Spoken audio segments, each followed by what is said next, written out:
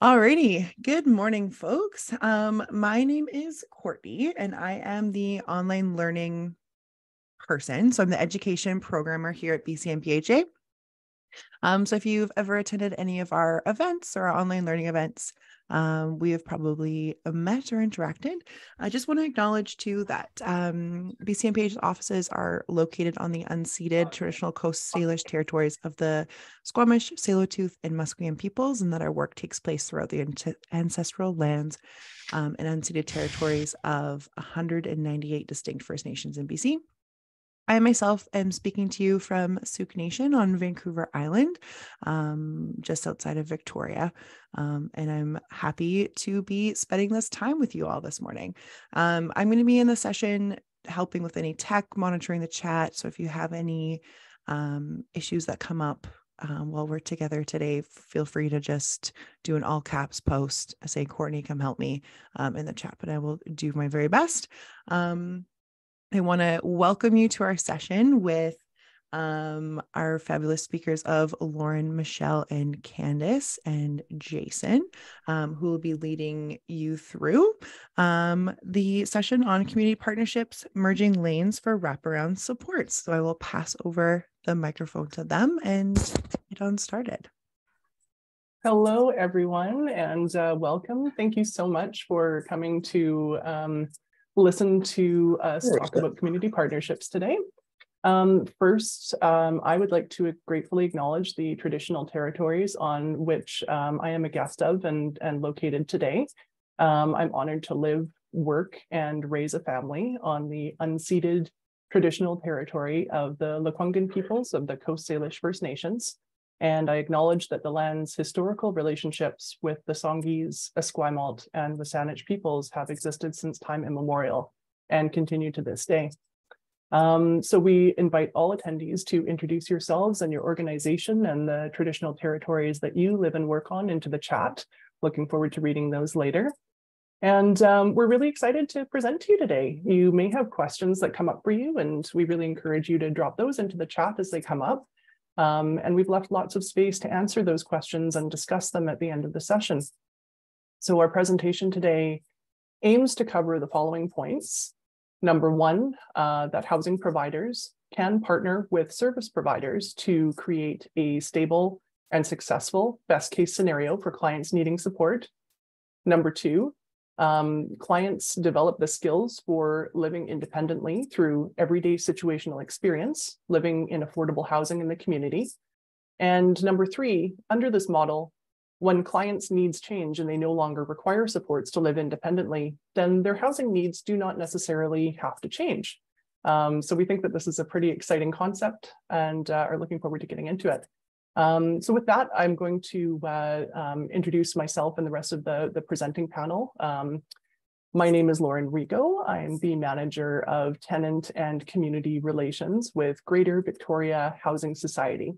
We're a mission-driven, not-for-profit housing provider that provides affordable, secure rental housing for low to moderate income households.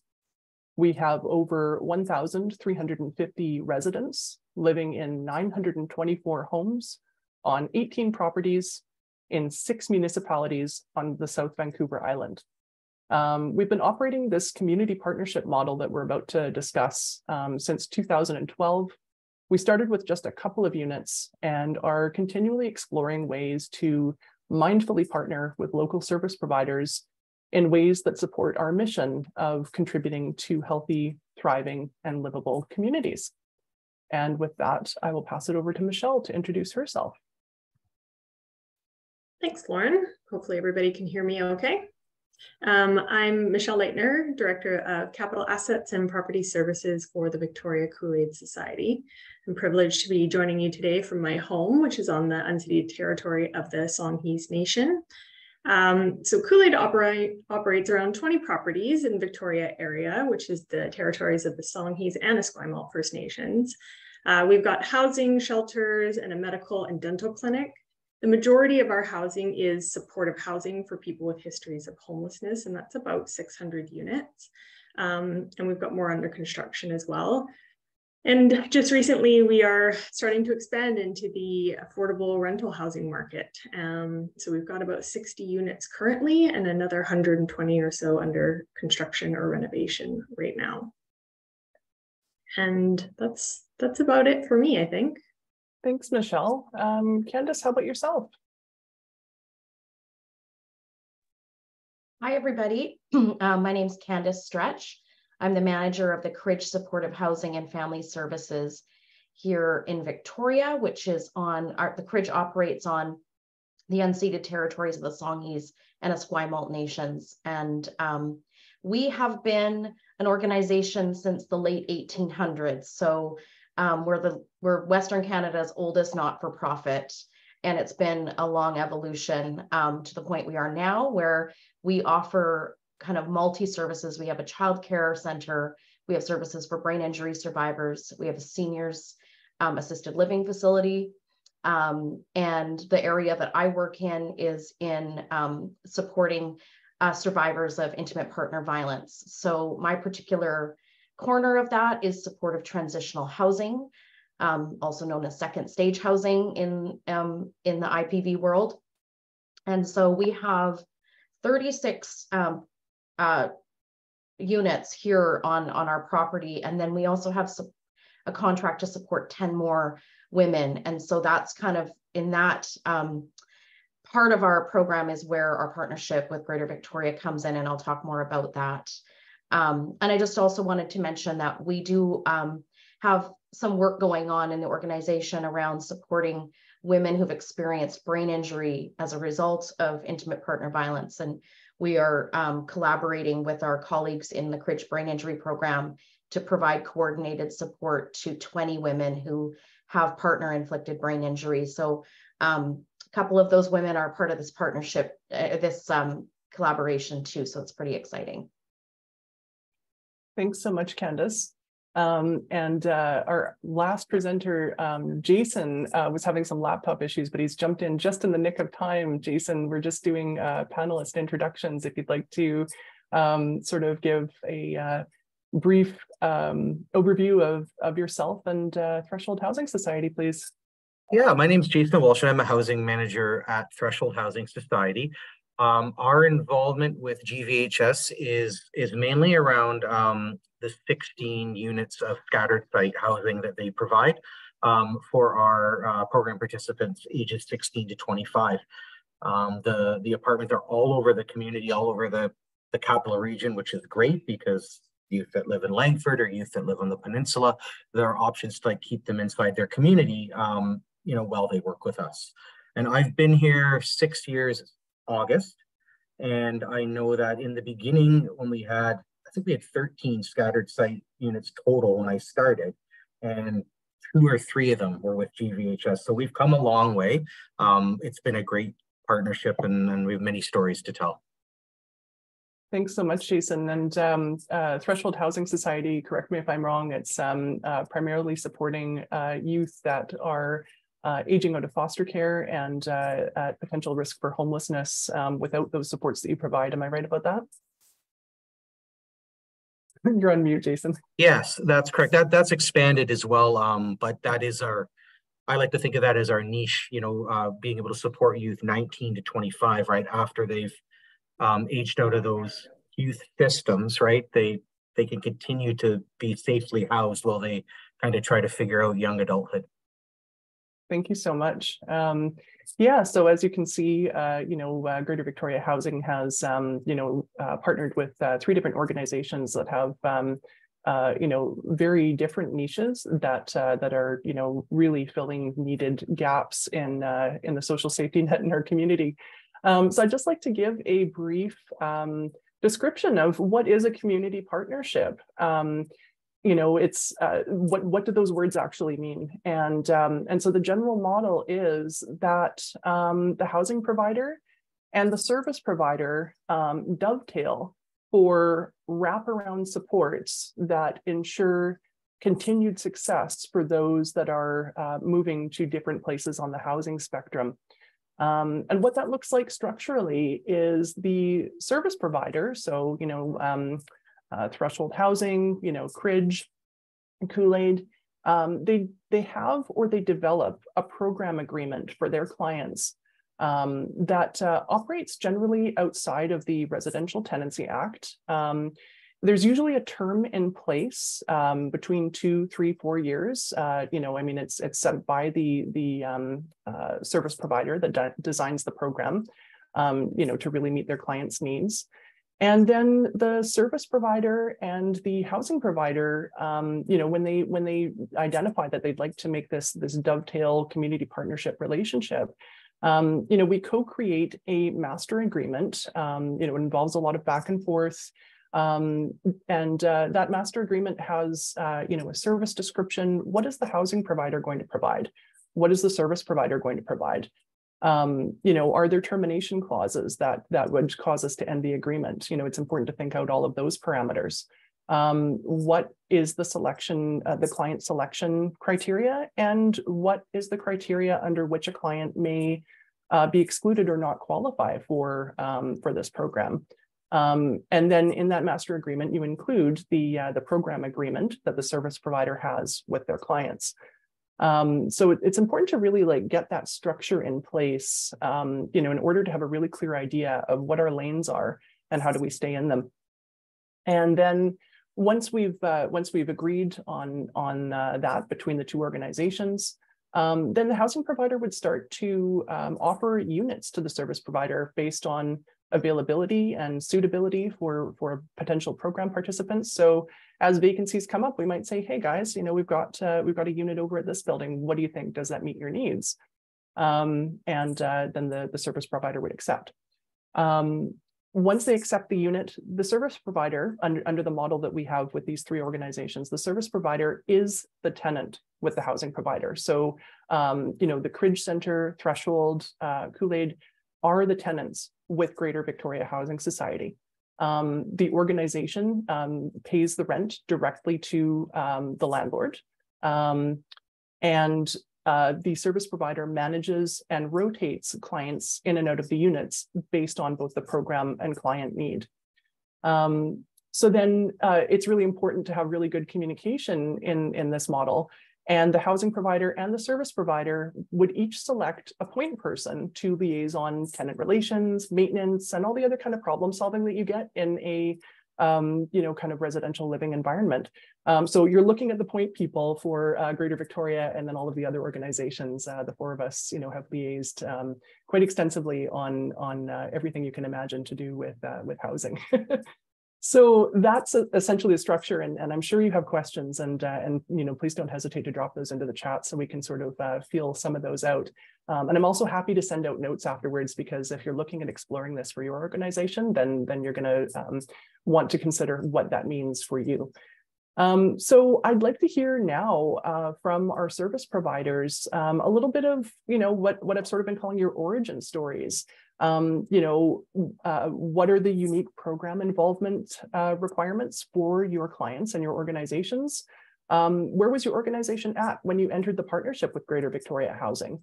What led you to you know, want to become involved in this kind of a partnership? And do you have partnerships with other housing providers? I'd love to hear more about that. So we'll start with Jason. There, I'm unmuted. So, yeah, Threshold's been around a long time, but my involvement, I believe the partnership started with, again, our Safe Housing for Youth, our scattered site program. And well, we needed apartments. Right? That's what it came down to. And so I know that we do work, like we work with the Capital Region District, we work with Pacifica, Greater Victoria Housing Society, and then throughout the years, there have been a few private market building owners that have also donated units to that safe housing program. So it was a real need for space that youth can learn how to live independently while they're supported by our youth outreach team, right? And not get an eviction notice within the first 30 days because they're playing their music too loud, or because, you know, cannabis smell is coming from the apartment, or smoking 2 feet out the designated smoking area, like all things that you often will hear about, you know, if they're unsupported, struggles of unsupported people, right? So we wanted places where our youth can make mistakes, be supported, learn boundaries and learn rules about what it would be like to live in an apartment on their own. So, and that's everything from like bringing your own groceries in, or like knowing that every Tuesday is recycle day and bringing your stuff down, right? Managing your overnight guests, the boundaries of not, you don't let a partner move in. That's not what this is about. So all of that's the structure of that program. And and Greater Victoria Housing donated those and some of those initial units when that program was in its infancy. So that was our need. And that's our model. Amazing, thank you. And Candace, talk a little bit about your origin story. Yeah, so our clients are primarily women and children, and they are most often in total homelessness at the time of entering into our program, where they've left a relationship, been in a transition house or shelter or couch surfing, and so and often don't have the greatest of tenancy records. It's really common for women fleeing violence to either have no tenancies in their name, or have tenancies, but things have gone sideways when the relationship went sideways and they've been evicted or something like that has happened. So that's kind of the types of women that we are entering into tenancy relationship with. And so at the time that we started this partnership, we had funding to support 10 women, but we actually didn't have 10 units. We had our 36 units here at our main site, but we'd had a partnership with another organization that had to end. And so we were looking for a way. We really wanted to keep the housing piece as part of it. We didn't want to just be offering support to women in community. We wanted to try to keep the housing piece. So it was really we were shopping around, I would say.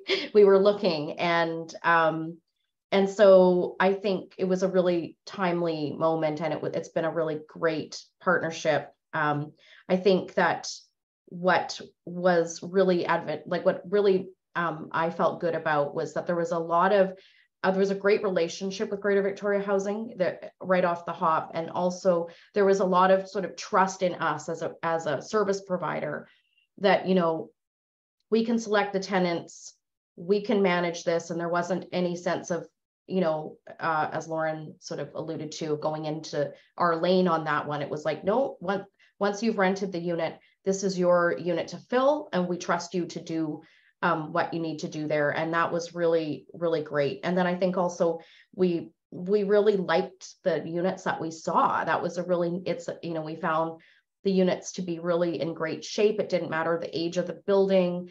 And so we felt really good about being able to offer these units to our clients, and that they would probably feel comfortable there and might even potentially be able to continue the relationship once our support ended. We do up to 3 years of support. So yeah, that's our story. Thanks, Candace. I really vividly remember, sitting just outside of Courage with, some of our people and some of your people, and just really feeling out the whole situation. And that was a big theme that emerged, was the trust, the trust that you're really well established and good at doing that service provision. And we know our lane really well as well. And, how do we merge to make that I remember that very vividly. So it's really nice to see it, have gotten to this point as well.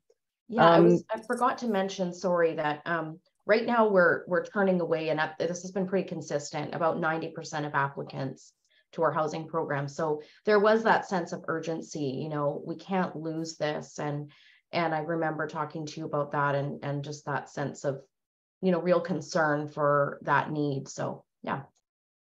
Yeah, thank you.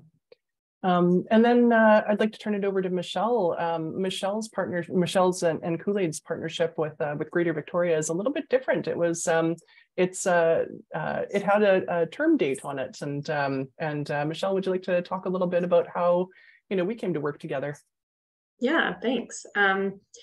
So yeah, our situation was a little bit unique. It was supposed to be, I think, up to a year. It ended up being a little bit longer, but it definitely had a start and end date. So we had actually purchased an old rooming house a few years prior with full intentions of redeveloping it. It wasn't a building that was going to be worth sort of investing money into fixing it up. It was in okay shape, but it was an old SRO, so very tiny rooms, one kitchen and shared bathrooms. And it had 16 units in it. And as we did end up partnering with BC Housing for redevelopment. So as we were preparing for the demolition permit, we ended up with about 9 or so tenants left, 9 or 10 that we had to rehouse somewhere. So a couple of people, it worked out well that we were able to rehouse them within our supportive housing stock because they actually did need further supports. We were able to house a couple of people, securing them with rent supplements, actually in Pacifica's affordable housing, which was awesome. And then so we were left with 6 people. So these are independent residential tenancy agreement individuals. And it actually just felt like the stars aligned and the universe was listening to my plea. So Kool-Aid's CEO, I think, was chatting with Greater Victoria Housing Society's ED, Virginia, who I think is on the call today. And Virginia mentioned this possibility. And so we were put in touch with Lauren, and it all just sort of fell into place. And for our tenants, just to echo what Candace said, to move from, having a room that was in some cases barely bigger than a closet into a self-contained 1-bedroom apartment that was in really great condition. Again, like regardless of the age of the building, really well kept property. It just felt great for everybody involved. Our tenants were ecstatic, even though they knew it was temporary. And I'll talk about the outcome after the fact where they went later. But yeah, so that's sort of our origin story. It was, like I say, about 1.5 years, maybe just under that. So it was a short-lived need, but it's great that we made this connection and we know for future that this type of partnership is possible. And we did sort of take this model. We had another organization approach us as our affordable housing building was opening, figuring out how we might be able to partner. And so they had a need for a few individuals. And so we're trying something right now with a handful of folks that they are supporting to live independently within one of our buildings. And kind of like Jason's clientele, a few of them are youth actually coming out of care. So this is their first ever home of their own. And so far that's been going really great as well. So we kind of took your model and are doing it in a slightly different way, but very similar, and it's going really well. Thanks so much, Michelle. I think the thing that we're hoping is that that other housing providers and other service providers will sort of hear about how we've flexed this model, and it's slightly different for each partnership, and figure out ways that that you and your own communities may be able to team up together and provide some of these partnerships. One of the things that really struck me as Jason was talking is like things as small as learning, like how do you get groceries for yourself when you're living on your own, and when's garbage day and things like that. In my daily conversations with these community partnership relationships, a lot of these kinds of individual stories come out, and I'm wondering if any of the 3 of my co-presenters would like to talk about maybe some anonymized success stories or little case studies that stand out to you.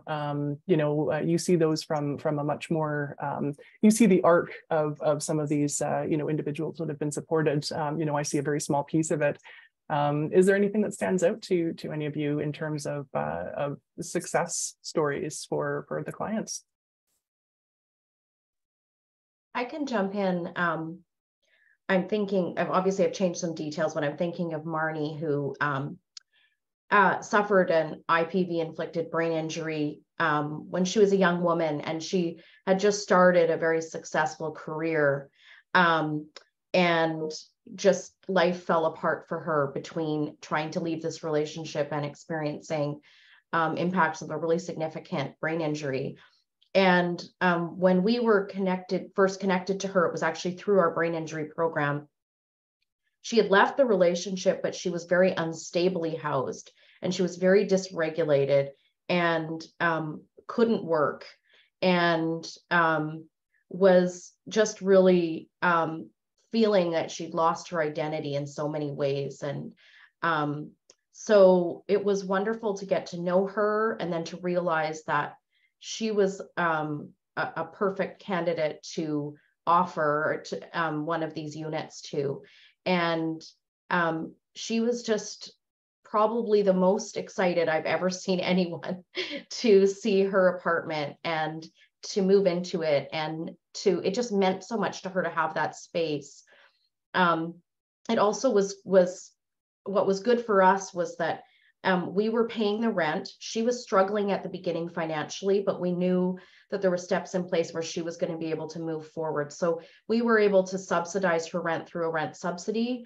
And that, that was really seamless, because of course we were covering that rent. And so the subsidy could just be there, and she could pay what we had arranged that she was able to pay for the first few months while she kind of got her grounding. And I think what was, obviously she was receiving support from our brain injury program as well as our intimate partner violence program. And I think that collaboration was really helpful. She was so grounded and happy in the place she was. And she very quickly got back into a career that's not her career that she had before, but something kind of adjacent to it, and that's been very successful. And so within 8 months, she's now fully able to cover the full rent. She's working almost full time. It was just a very dramatic change that came when she had that housing and when she was able to start to get the coordinated support. So that's been a real, that's one that stands out just because it was a real dramatic change, and someone that just, I think when somebody is experiencing any kind of crisis, to also be experiencing homelessness, it's almost impossible to do any sort of work to recover from that crisis. And so that unit has just been absolutely key to her changing the course of where her life was at. So. Thanks so much, Candace. Jason or Michelle, any similar kinds of stories occur to you? Yeah, it's something a little bit different. So this is more of a bigger picture story, but we had a youth who, came to us when they were in trouble with the justice system. It was really either going to threshold or going to a youth kind of custody program. And so we took them into our group, one of our group sites first. And in the group site, it's a studio apartment within a house. There's eight of those self-contained. So everybody has their own bathroom and their own little kitchenette, but then there's common space, living room, kitchen, a bunch of shared space. And so he did quite well there. He lived in there for about a year. And then again, what we like to do is then we move to the next phase and we try an apartment. And he happened to move into one of the Greater Victoria units that we have, and things just started falling into place. Started working, started going to we were to support him to go to post-secondary, graduated at the top of his class. It was just great. And then it came time for him to exit our program. There was no place for him to live. Even working, right, with the income that had at the time, the rents and what was going on in Victoria, like, again, all of this success, and then the risk for homelessness popped back up after all of that, right? And so this was the first time we did this. And so I asked Lauren, I said, can we have this person apply for their unit?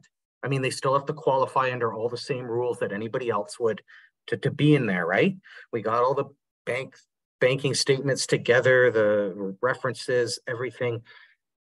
And he qualified. He didn't have to move. He, to my knowledge, still lives there, pays rent, is a tenant. He came in here the other day. actually, when we were at a management meeting, something related to his phone or something. I can't remember what it was. And then he saw a couple of our outreach workers at a concert, actually a music concert a while ago, and he approached them and gave them both a big hug. Kind of just, this youth would be 22, 23, around there now.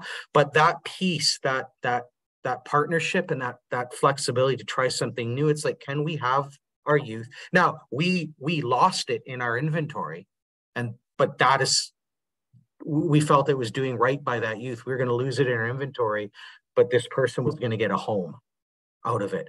And so I'd like to think that we've done that 3 other times now with youth exiting our SHI program. If they qualify, they've been able to find inventory within the Greater Victoria system to have a home. So that's that huge piece about when the needs of support change, the housing doesn't necessarily have to change. And if I recall, Jason, we did find you another unit to replace the one that you lost to yes. that. I remember that one so well. Yeah, that person is still our tenant, and so because of that trusting relationship with Threshold, knowing after years of doing this, like kind of on the ground problem solving for sometimes some pretty challenging individual circumstances, trying to salvage tenancies and work out equitable solutions for these supported clients. You build up this trust, and so when Jason says, I have a youth that has not previously been housed with you, but I feel that they would be a good candidate, and then they qualify on their own merits. They're graduating from Threshold's program, living in with another housing provider, but they're struggling to find housing, and we have that trust level, and we say, yeah, we'd love to consider them as a candidate on their own merits. So we've switched over several youth from their Greater Victoria units to their own tenancies, from Threshold to their own tenancies.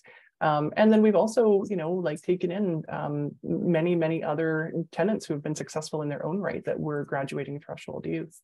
So, just developing that relationship, it blossoms in unexpected ways that really make a big impact. I think that's that's one of the key points of what we're trying to present today, is that your housing needs don't necessarily have to change, even if you're exiting services. So I mean, I'd like to talk a little bit about benefits, and of course, feel free, either of the 3 of you, if you have other stories that occur to you, feel free to jump in. But I'd like to talk a little bit about just some of the benefits to both service provider and housing provider, and speaking from a housing provider's perspective,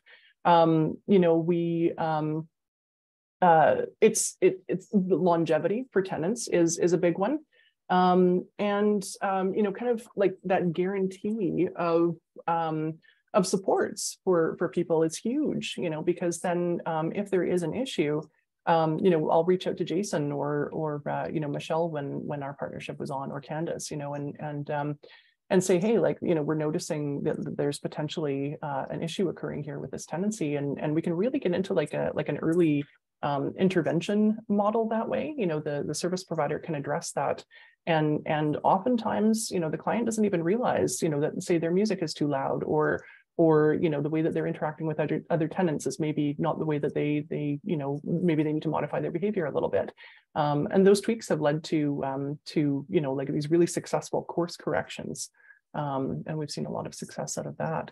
I think also, as a housing provider, being able to share our forms, our copies of our rules and regulations, insight into what it's like to open a new building. I think that's benefited the 3 of your organizations as well. I'd like to hear more about what you think some of the benefits of this partnership has been. I can jump in a little bit here. Just to echo a couple of things that you mentioned. So, I mean, for me, I was actually new to Victoria at the time, so it was a huge benefit just being connected with another organization that has been operating affordable housing for many years. And as we were gearing up to open our affordable housing building, just that knowledge sharing, like Lauren, you and your team were so generous to take time to talk about some of your successes and challenges and policies and forms. And it's been super helpful. And I think just that one point of contact on each end, or one department of contact, has been really beneficial. So, you know, when there was an issue with one of our tenants, for example, and this was a noise complaint specifically, this person was actually calling out in agony. And so we posted a notice of entry to do a wellness check, and we were able to connect them with our health clinic to get the health support that they needed. And it was pretty serious. So the outcome, obviously, is that they are now stable and connected with health supports because one of his neighbors complained about the noise that he was making. And we were able to address that when that came in.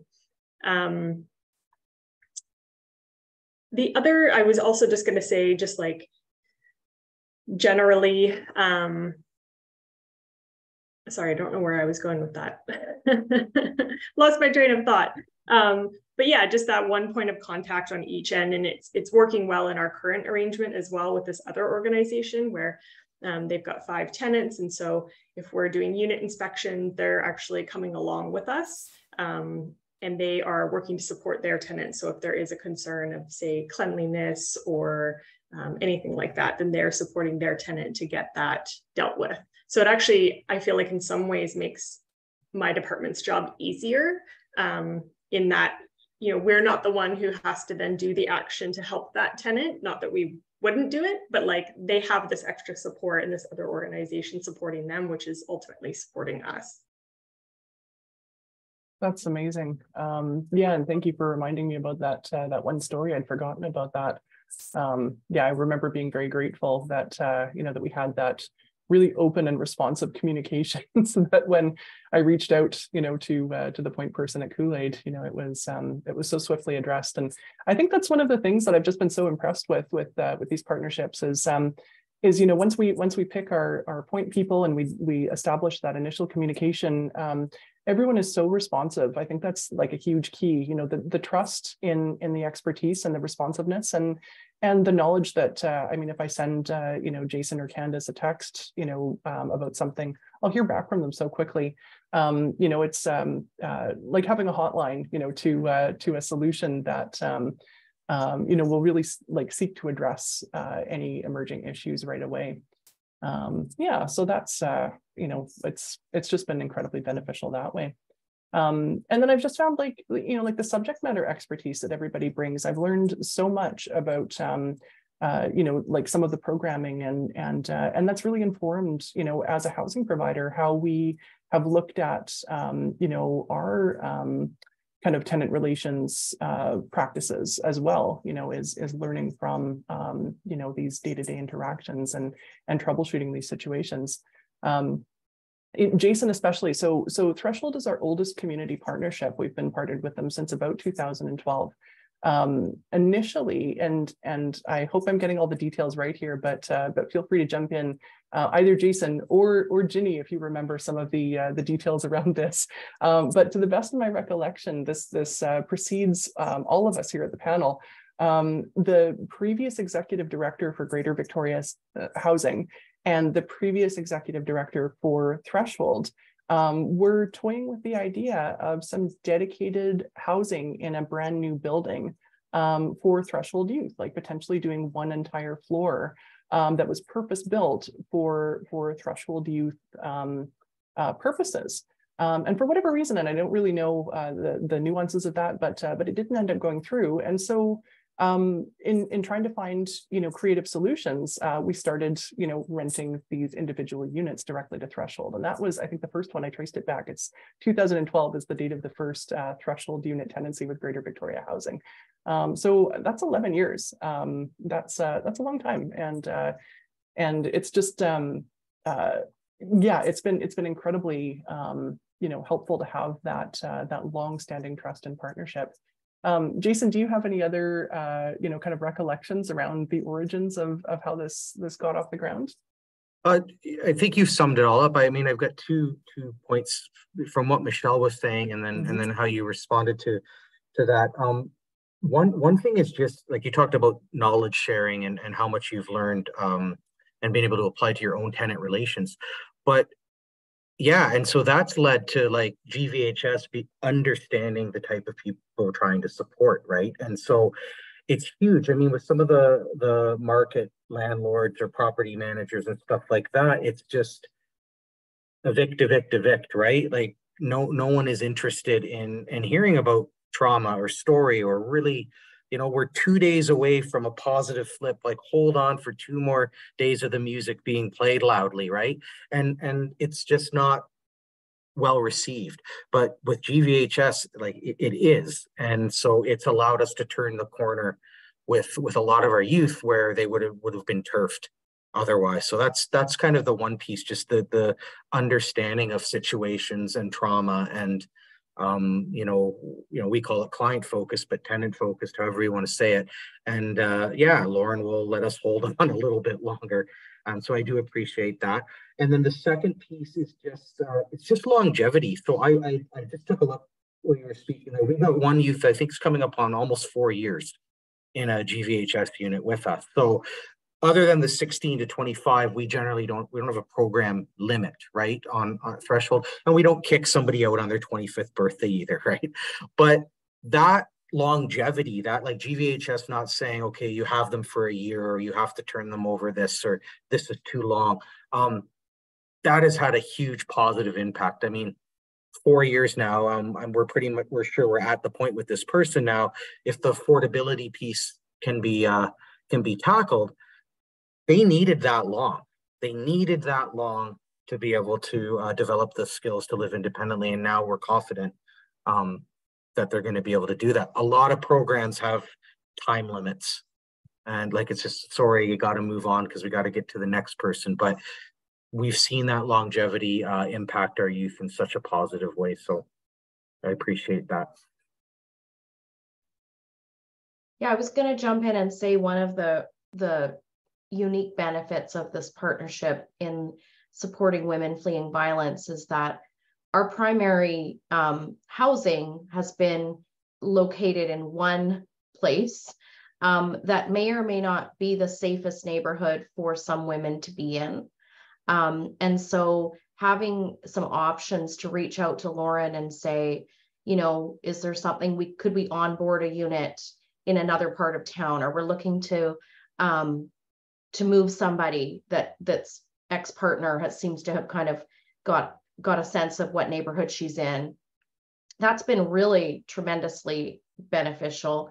And I think also for some women, living in community with other women that are all going through the same thing that they're going through can be difficult. And it is challenging. You put 36 women together who are in trauma, and conflict can come up, and it can have its own unique challenges.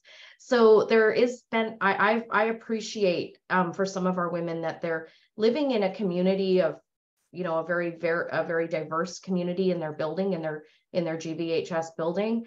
They're not just all of their neighbors are doing their thing, and they're not all going through this intense period of transition and trauma. And that can be very sort of grounding and stabilizing in a way. And so for some women, it's really helpful for them to be on our main site and really, just an arm's length away from the support right away. But really, there are women that it's really tremendously helpful for them to be able to be in a neighborhood that feels safe, away from a whole bunch of people that are maybe triggering to them. So that's been a real nice benefit.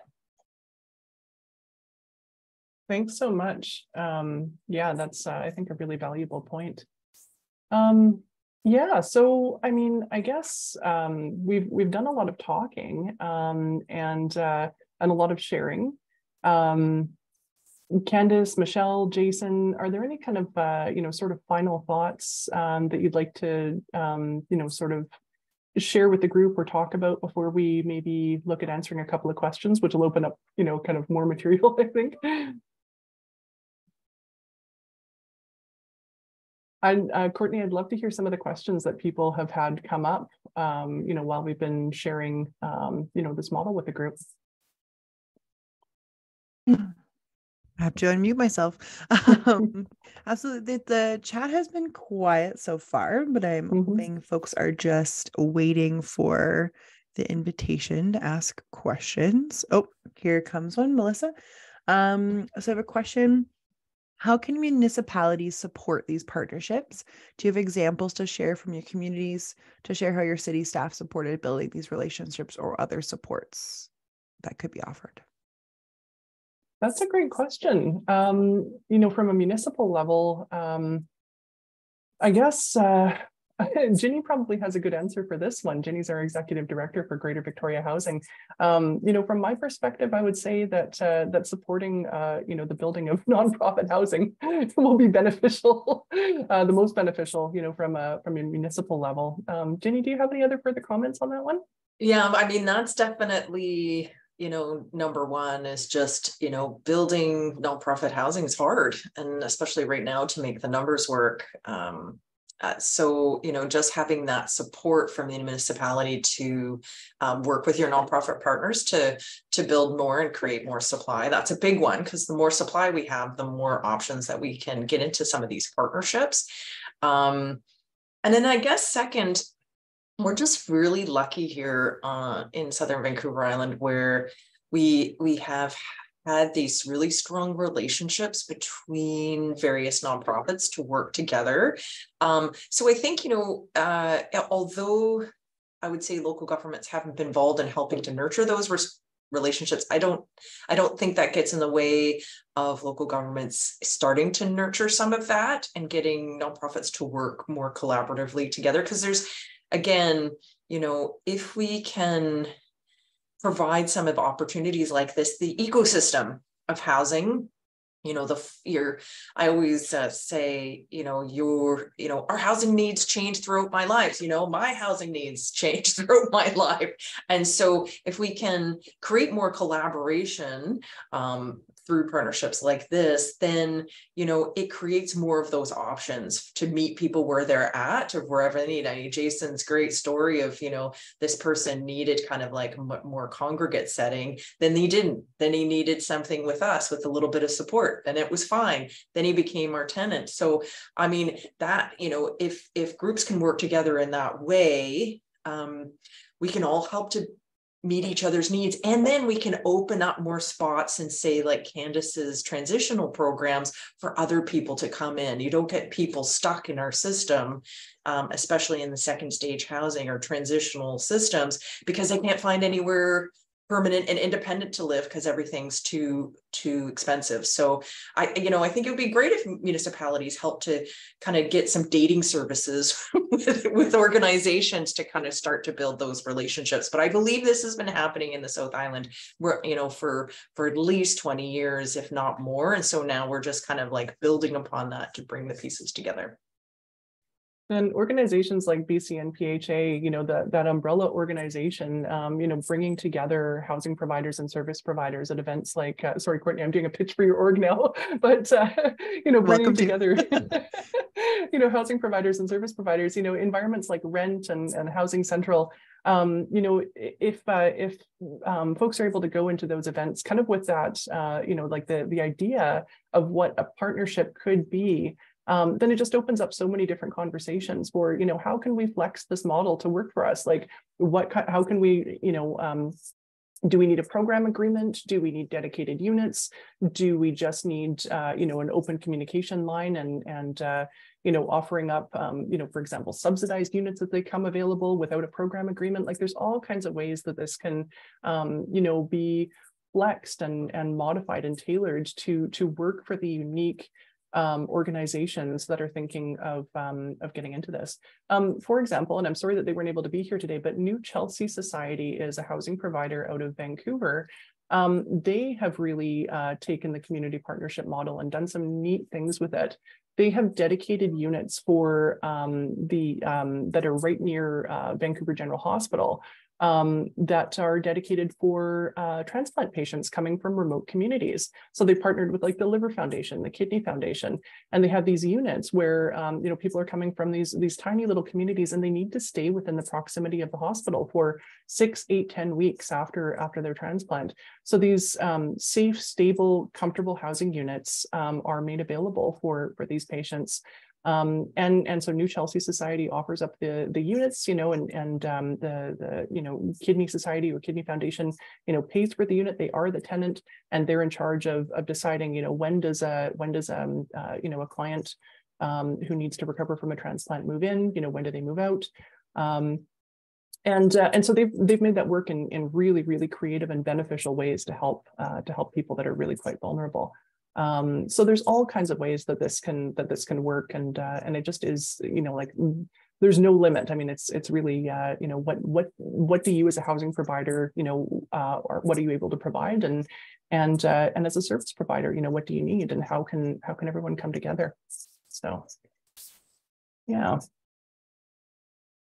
I was just going to jump in and say, I mean, in Victoria, it's crazy because we have 13 municipalities that have various sort of ability to have not-for-profit housing built. And I think we're trying to do a lot of work. But I think that for the community that in some of our municipalities are a little bit reticent to welcome not-for-profit housing into their community, that knowing that there are longstanding partnerships and connections, and that these tenants are not moving in without support, but they have support coming with them. I think that can go a long way, and in the consultation process that municipalities have to kind of invite the support crew along to just demonstrate that there's a lot of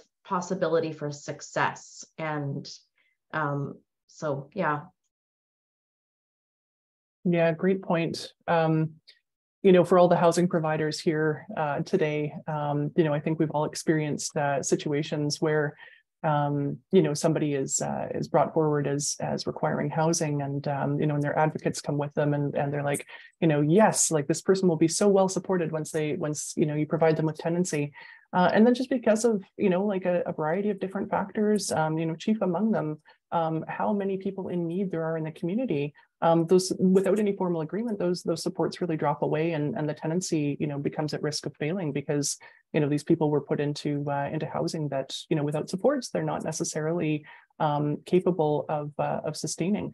So the key to, I think, this model and what we're trying to promote here today is the sustainability of it, and how can this work long term. It's not just about getting people into units. It's about how do we work together to help them basically learn how to live in independent living, and the ultimate goal is to go out and have a successful tenancy after the programming and support ends.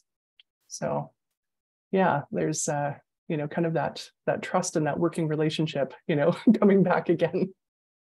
Yeah. Courtney, what have any other questions come up from folks here today?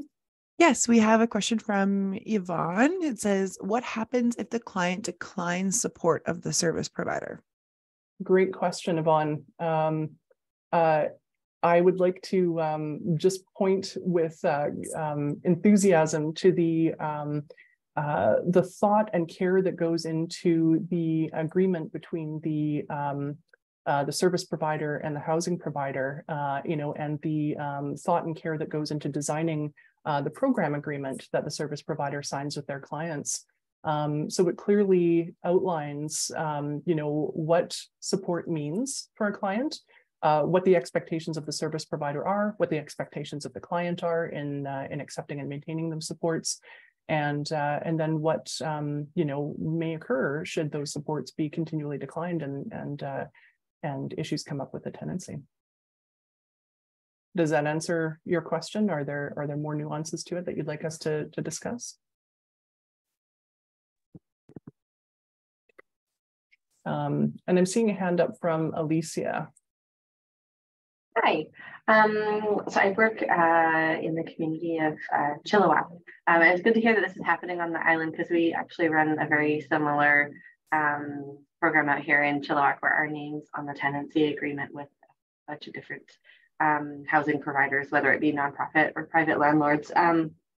So many questions, but one of the ones that I've come into recently is how do you work together with your partnership, both with the service providers and then the service providers with the program agreement.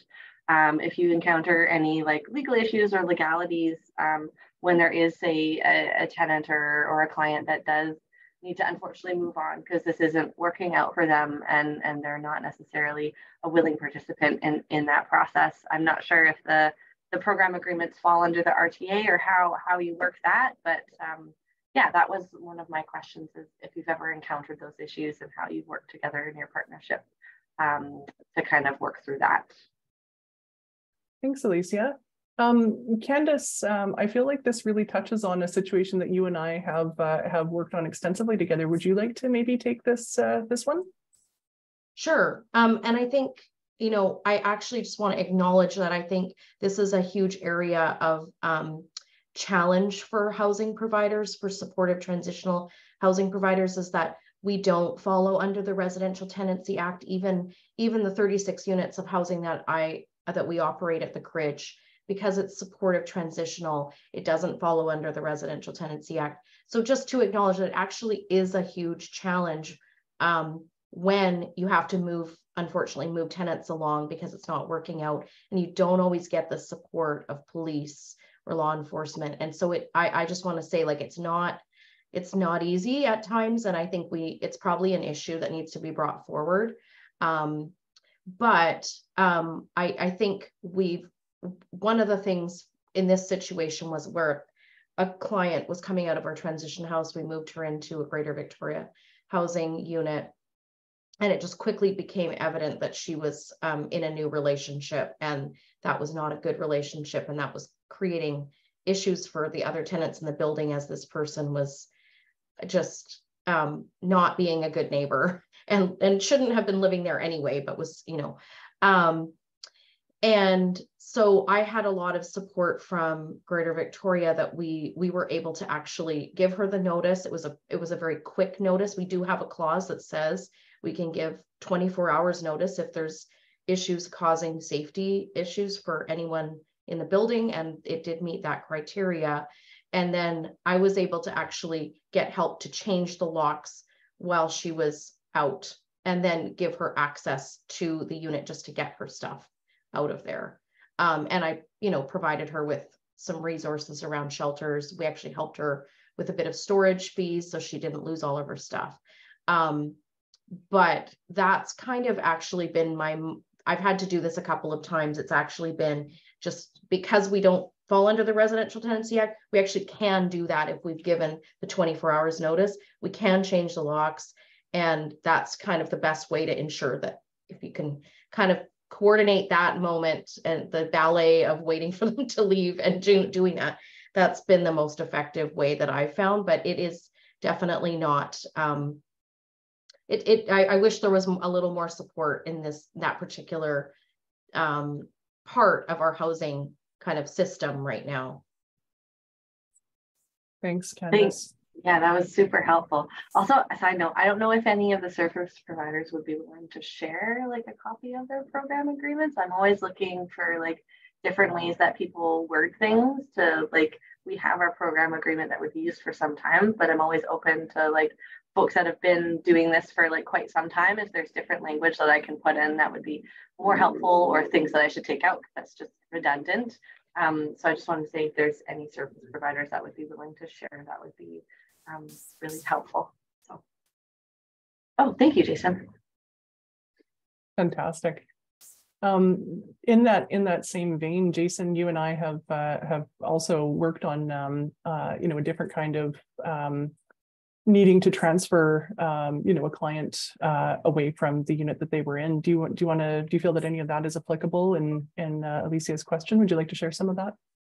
Yeah, it's such a challenge, as Candace said, and for us, and every situation is different. I mean, sometimes when individual stops accessing support, it's good, right? Like we have this joke that, if you start using your space as a storage locker, you're ready to you're ready to be on your own, right? And so sometimes it happens that way, and we do, just kind of have to try to get them to move on. But yeah, other times, like, we always look at the situation. So that one right now, it's like sometimes maybe it's just the wrong neighbor on the floor. Maybe like there's nothing to do with the individual, or it's a 50-50 thing and it's just not a good situation, or there's a community business nearby that they've clashed with. Like there's lots of reasons. And so we always first look at, like, okay, are there safety concerns? And like, if we eliminate that factor, right, it's what do we have on our inventory that we could try to support this person with a fresh start. um you know as as Lauren said, like, the agreement to take the supports and all of that is done ahead of time. So we never just plot somebody in and then, oh, here are the rules after, right? So we explore our inventory. Like, is there a better building fit, geographical fit? Do we know, Lauren would be like, oh, these people live on this floor, right? The units here, I think that might be a better opportunity. So we always try to problem solve that way. There's only been a couple of times when we've actually had to have a person move on. And I don't think that's ever been with GVHS, but as Candace said, it's because we fall outside of the Tenancy Act. Generally, we've exhausted everything, right? And then it will be an official notice from us. And then we still, like, we've worked with the housing provider to go hand in hand with us to the unit each step of the way. So we never try to do anything alone. And we always try to offer, like, whether we're going to pay for a hotel for a month or a week or 2 weeks, or pay for its storage facility so the person doesn't lose their items. Like, very similar. It's challenging and it's not great, but we try to work within those partnerships. So we're doing that together and trying to provide what supports we can. One of the kind of key pieces that keeps coming up for me when I think about the situation that we worked on recently regarding a potential relocation is, there was an individual who it seemed apparent really maybe did need a fresh start.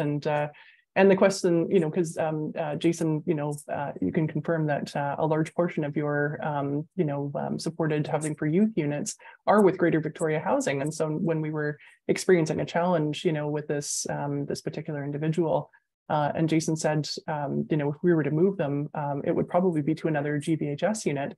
And that was very fine with us. It's not, like, we're always looking for ways to fit the puzzle piece. And yeah, perhaps it was the location, perhaps it was, the floor they were on, perhaps it was the local environment, but, we're very willing to, try that puzzle piece, in another spot and see if it works. And so I think the situation I'm referring to here. And yeah, it just, I think, like, from the housing provider's perspective, like, being willing to, be flexible, that people and fresh starts can really yield incredible results. So, yeah. Any other comments or questions that are coming up from others as we're talking about this? I thought I might just chime in to so the agreement that we have with the partnership that we've got right now with another organization is actually an RTA agreement. It was our preference to do program agreements, but the organization just didn't feel that they were in a position to be the landlord. And so we expressed that, we felt like we were taking on a bit of a risk, not knowing their clients and having that landlord-tenant relationship directly. But I think that even in that case, the benefits are that, in one case, we've put someone on a monthly unit inspection and the partnering organization comes with us on those, and they provide them the support afterwards if they need support to rectify anything.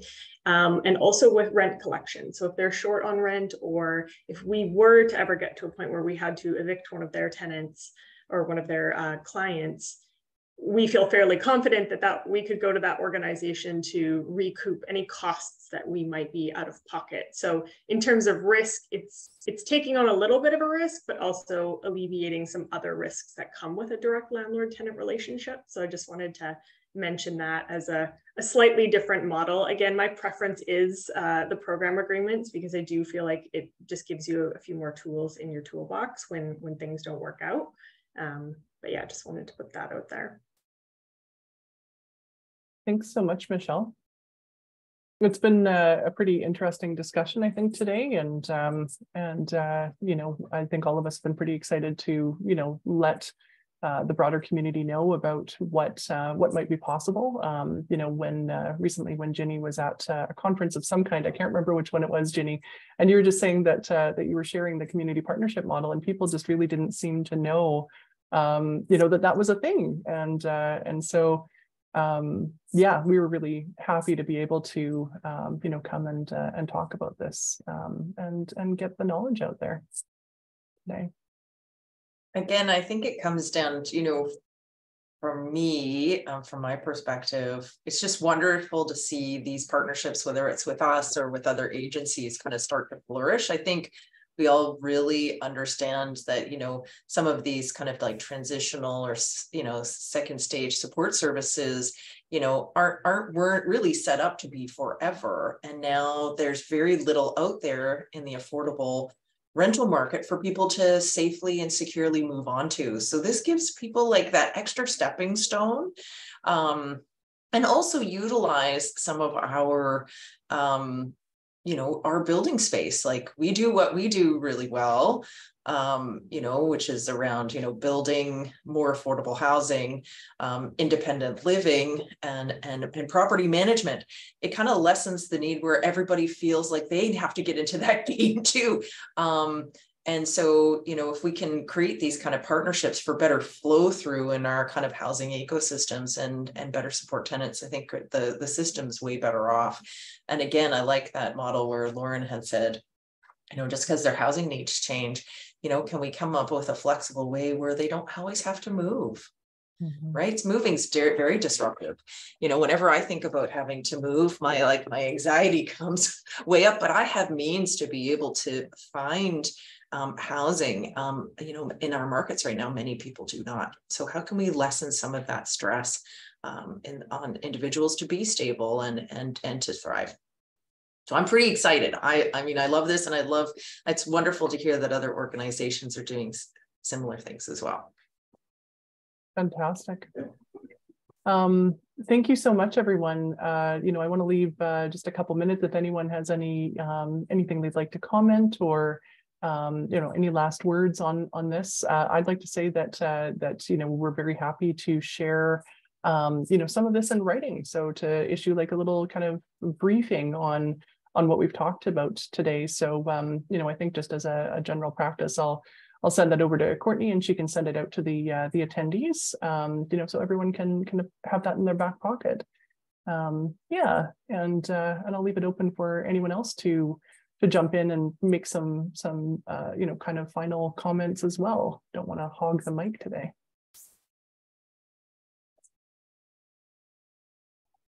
I just want to quickly add one more sort of success story from our relationship with Greater Victoria. Being able to move 6 people out of like an SRO style rooming house into a self-contained apartment, and then into another self-contained brand new forever home, which was actually subsidized and more affordable for them than their original SRO housing. One of our tenants who we had never seen smile, who we thought came across as a very angry person, would often blare his music very loud just to annoy his neighbors in the SRO.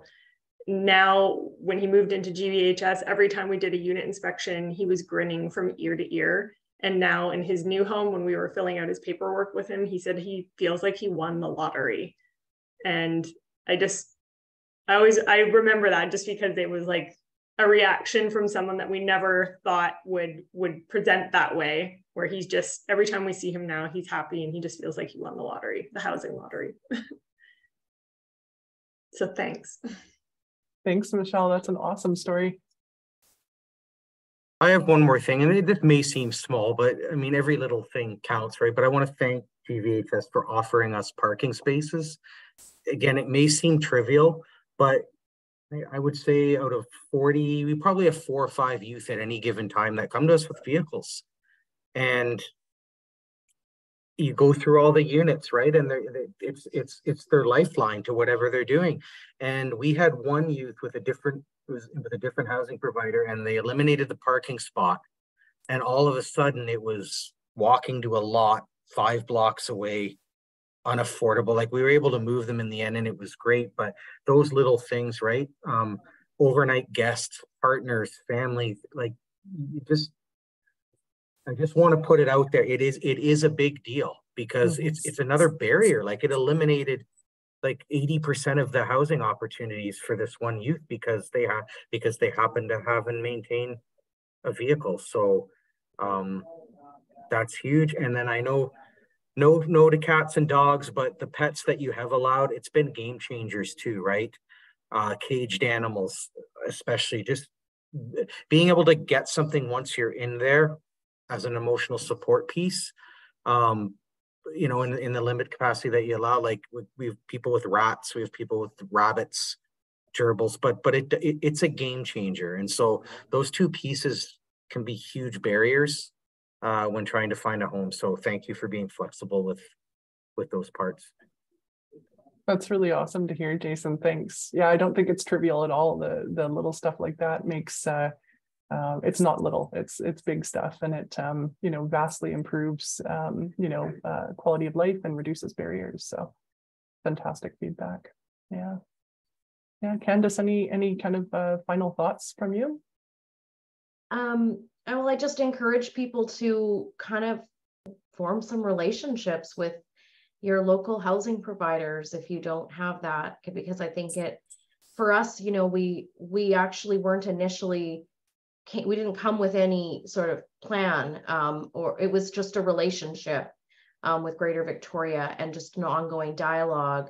And so when this need emerged, it was just something that kind of was able to be organically addressed. And so I think it's a good thing, because if you're a not-for-profit housing provider, chances are there's lots of community agencies coming and going from your units, providing support to people in your buildings already. And so just having those relationships, I think, is really important. Thanks, Candace. I'd just like to really thank everyone for coming and sitting with us today. It's been an incredible opportunity. We're really excited that this has been recorded, and we can get it out there for other people to see as well. If you have any questions at any point, please, and you don't have my contact information directly, please feel free to reach out to Courtney, and we can just make sure that your questions get answered, and that we can troubleshoot some of the things that you might be considering around this. And I think that's it from my perspective. Courtney, any last bits? Awesome. Thanks very much to Laura, Michelle, and Jason and Candace. It was always great to spend morning learning and all of these. I have popped into the chat a link to just a session evaluation survey. Evaluation always seems so like big and formal and scary, but just we'd like to know our thoughts, and it also helps us think about like scheduling other sessions and just see what you folks want, and then also gives our lovely facilitators a good chance to get more thumbs ups and gold stars in their work, which is always appreciated. I've also put some links up there for other events, and I was just typing in that BCMPJ also offers quarterly roundtable discussions online for housing providers. The links and advertising comes out through our like Housing U update, so you'll get like an email blast if you're on the list, as your organization is listed as a housing provider. The next one is June 8th. So there's a little bit more time. If you have no idea what I'm talking about when I say our Housing U or our housing updates email, please also send me an email and I'll make sure that you're on that list if that is something you would like to attend, because it's a great way to continue these conversations and build those relationships. And big thank you again for everyone for spending your time, and to the presenters, and we hope to see you all again soon. Thanks, folks.